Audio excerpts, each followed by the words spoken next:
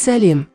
Менің атым Александра. Бүгін мен сізге термалды принтерді планшетке қалай қосуға болатынын көрсетемін.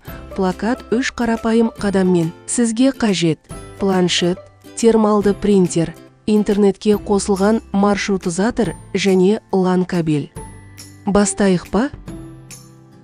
Принтердің қақпағын ашып, басып шығару қағазын салыңыз. Қақпақты жауып, принтерді розеткаға қосып, оны қосыңыз.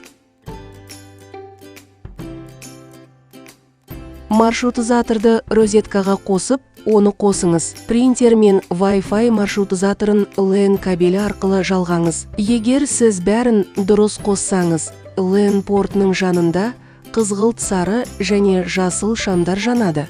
Планшетіңізде Apps'та қолданбасын ашып, постер қолданбасын орнатыңыз.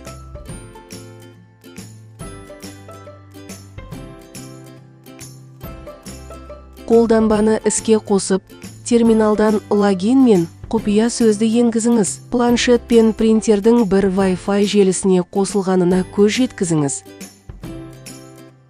Енді экранның жоғарғы оң жақ бұрышындағы 3 көлденең жолақты түртіңіз, құрылғыны таңдаңыз. Экранда принтердің аты пайда болғанша күтіп, оны түртіңіз.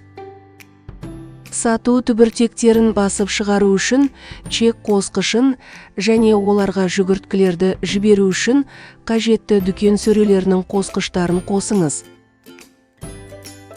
Тест чегін басып шығару ғана қалады.